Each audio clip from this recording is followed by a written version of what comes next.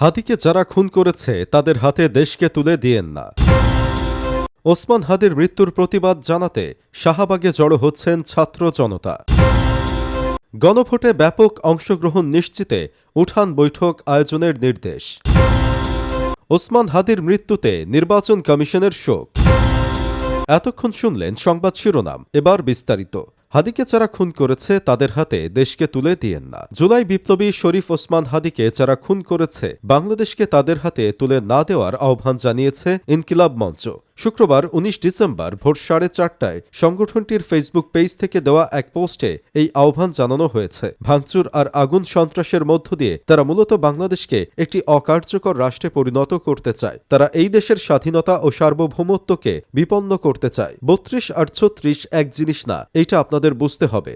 আগামী ফেব্রুয়ারির নির্বাচনকে সামনে রেখে দেশে অরাজক পরিস্থিতি তৈরি করতে পারলে কার কার লাভ সেটা একবার ভেবে দেখুন। এই মুহূর্তে বহির্বিশ্বে বাংলাদেশকে একটি জঙ্গি অভয়ারণ্য, নিয়ন্ত্রণহীন রাষ্ট্র হিসেবে পোট্রে করার চেষ্টা করা হচ্ছে, যার কোনো সুফল নাই। উল্টো দীর্ঘমেয়াদী দাসত্বের শৃঙ্খলে আবদ্ধ হতে যাচ্ছি আমরা। ওসমান হাদি তার অ্যাক্টিভিজম, তার রাজনীতির পুরোটা সময় জুড়ে আপনাদেরকে সার্বভৌমত্বের শত্রু চিনিয়েছেন, সেই সঙ্গে তাকে মোকাবেলা করার পথও বাতলে দিয়েছেন। আমাদের সামনে দীর্ঘ লড়াই, এটাকে কোনোভাবেই ২-১ দিনে হাসিল করা সম্ভব না। বাংলাদেশকে স্থিতিশীল রাখতে সরকারকে সর্বাত্মক সহযোগিতা করুন, সহিংসতা পরিহার করুন। এর ঘণ্টাখানেক বাদে অন্য একটি পোস্টে ইনকিলাব মঞ্চ লিখেছে, খুনি যদি জাহান্নামেও থাকে, জাহান্নাম থেকে এনে আমাদের সামনে হাজির করতে হবে। আমরা বাংলাদেশের জনগণকে সঙ্গে নিয়ে সহিংসতা পরিহারপূর্বক সর্বাত্মক প্রতিরোধ গড়ে তুলব ইনশাআল্লাহ। গত ১২ ডিসেম্বর দুপুর ২:২০ রাজধানীর বিজয়নগর বক্স কালভার্ট রোডে রিকশাচোকে যাওয়ার সময় হাদিকে মোটরসাইকেলে আসা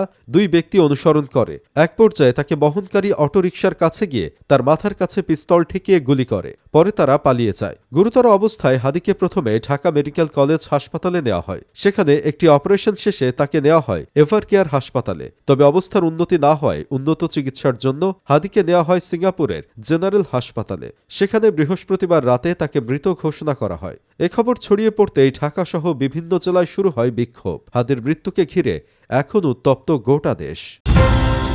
ওসমান হাদির মৃত্যুর প্রতিবাদ জানাতে শাহবাগে জড়ো হচ্ছেন ছাত্র জনতা। জুলাই গণ অভ্যুত্থানের সম্মুখভাগের যোদ্ধা এবং ইনকিলাব মঞ্চের মুখপাত্র শহীদ শরীফ ওসমান হাদির মৃত্যুর প্রতিবাদে রাজধানীর শাহবাগে জড়ো হওয়া শুরু করেছেন ছাত্র জনতা। কেউ মিছিল সহকারে, কেউ বা স্ব-উদ্যোগে শাহবাগে আসছেন। তাদের হাতে পতাকা, মুখে স্লোগান, ফ্যাসিবাদের কালো হাত ভেঙে দাও, গুড়িয়ে দাও, আওয়ামী লীগের রাস্তা না, এই বাংলায় হবে না, হাদি ভাইয়ের রক্ত বৃথা যেতে দেব না, স্লোগান দিচ্ছেন বিক্ষুব্ধ ছাত্র জনতা। শুক্রবার ১৯ ডিসেম্বর সকাল ৮:৩০টার দিকে সরজমিনে গিয়ে দেখা যায় রাজধানীর বিভিন্ন জায়গা থেকে শাহবাগে ছাত্র জনতা জড়ো হচ্ছেন। শনির আখড়া থেকে এসেছেন মাদ্রাসা শিক্ষার্থী আশফাকুর রহমান। তিনি আবেগ আপ্লুত হয়ে বলেন, আমরা একজন সাচ্চা দেশপ্রেমিককে হারিয়েছি, রাতে ঘুমাতে পারিনি।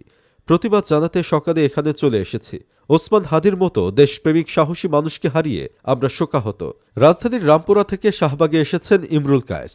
তিনি বলেন, ওসমান হাদির মৃত্যু পুরো বাংলাদেশকে নাড়িয়ে দিয়েছে। আমরা শোককে শক্তিতে পরিণত করে এই হত্যার প্রতিশোধ নেব।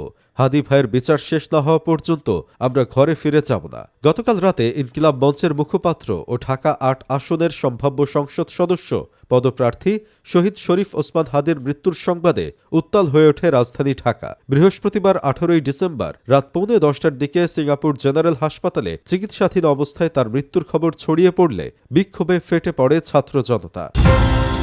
গণভোটে ব্যাপক অংশগ্রহণ নিশ্চিতে উঠান বৈঠক আয়োজনের নির্দেশ। ত্রয়োদশ জাতীয় সংসদ নির্বাচনের পাশাপাশি গণভোটে ব্যাপক অংশগ্রহণ নিশ্চিত করতে ওয়ার্ডে ওয়ার্ডে উঠান বৈঠক আয়োজনের নির্দেশ দিয়েছেন তথ্য ও সম্প্রচার সচিব মাহবুবা ফারজানা। তিনি বলেন, তরুণ ভোটার বিশেষ করে প্রথমবারের মতো যারা ভোট দেবেন তাদের অনুপ্রাণিত করতে ভোটালাভ কর্মসূচি বাস্তবায়ন করতে হবে। এর আওতায় জেলা তথ্য অফিসগুলোর উদ্যোগে বাড়ি বাড়ি গিয়ে গণভোটে অংশ নিতে উদ্বুদ্ধ করতে হবে। গতকাল জুম প্ল্যাটফর্মে আসন্ন ত্রয়োদশ জাতীয় সংসদ নির্বাচন এবং গণভোট উপলক্ষে জেলা তথ্য অফিসসমূহের প্রচার কাজের অগ্রগতি পর্যালোচনা সভায় এ নির্দেশ দেন তিনি। গণযোগাযোগ অধিদপ্তরের মহাপরিচালক মোহাম্মদ আব্দুল জলিলের সভাপতিত্বে সভায় মাঠ পর্যায়ের ৬৮ তথ্য অফিসের প্রধানরা অংশগ্রহণ করেন। তথ্য সচিব বলেন, এবারের গণভোটকে ইউনিক করতে সকল ভোটারের অংশগ্রহণ প্রয়োজন। ভোটারদের উজ্জীবিত করার গুরু দায়িত্ব তথ্য অফিসগুলোকেই পালন করতে হবে। জনগণকে ভোটদানের উপকারিতা জানাতে হবে। ন্যায় ও আইনের শাসন নিশ্চিত করতে হলে সবাইকে গণভোটে অংশ নিতে হবে। গণভোটের প্রচারে আঞ্চলিক ভাষা ও সংস্কৃতি নির্ভর কন্টেন্ট এবং বক্তব্য তুলে ধরতে হবে। এর মাধ্যমে জনগণ গণভোটের গুরুত্ব অনুধাবন করবে। সভাপতির বক্তব্যে গণযোগাযোগ অধিদপ্তরের মহাপরিচালক মোহাম্মদ আব্দুল জলিল বলেন, নির্বাচনী আচরণবিধি, গণভোট সম্পর্কে প্র্যাকটিক্যাল ডেমনস্ট্রেশন, তরুণ ভোটারদের উৎসাহ ও নারী ভোটারদের অংশগ্রহণ বাড়াতে গণযোগাযোগ অধিদপ্তরের মাঠ পর্যায়ের কর্মীরা নিরলস কাজ করছে। ইতোমধ্যে গণভোট সংক্রান্ত 10টি সঙ্গীত রচনা করা হয়েছে। এগুলোর রেকর্ডিংয়ের কাজ চলছে। শিগগিরই এসব সঙ্গীত মাঠ পর্যায়ে পরিবেশন করে গণভোটে জনসম্পৃক্ততা বাড়ানো হবে। পাশাপাশি নির্বাচন কমিশন, প্রধান উপদেষ্টার কার্যালয় এবং সংস্কৃতি বিষয়ক মন্ত্রণালয় থেকে প্রাপ্ত কন্টেন্ট মাঠ পর্যায়ে ব্যাপক হারে প্রচার করা হচ্ছে। তথ্য সচিব তার বক্তব্যে গণভোট ও নির্বাচনী আচরণবিধি সম্পর্কে ভোটার সচেতনতা বাড়াতে 10 মিনিট ব্রিফ কর্মসূচি গ্রহণের তাগিদ দেন। এই কর্মসূচির আওতায় তিনি গ্রামের ছোট ছোট বাজারে দাঁড়িয়ে 10 মিনিট নির্বাচন সংক্রান্ত করণীয় এবং বর্জনীয় সম্পর্কে জেলা তথ্য অফিসের কর্মকর্তাদের ব্রিফ, বক্তৃতা এবং প্রচারপত্র, লিফলেট বিতরণের নির্দেশনা দেন।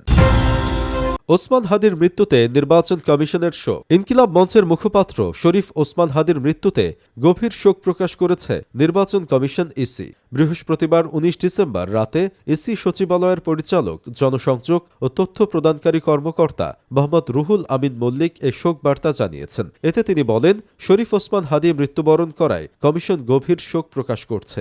একই সঙ্গে নির্বাচন কমিশন তার পরিবারের প্রতি গভীর সমবেদনা জানিয়েছে। শরীফ ওসমান হাদি গুলিবিদ্ধ হয়ে সিঙ্গাপুরে চিকিৎসাধীন অবস্থায় বৃহস্পতিবার 18 ডিসেম্বর রাত 9:45টায় শাহাদাত বরণ করেছেন। ইন্না লিল্লাহি ওয়া ইন্না ইলাইহি রাজিউন।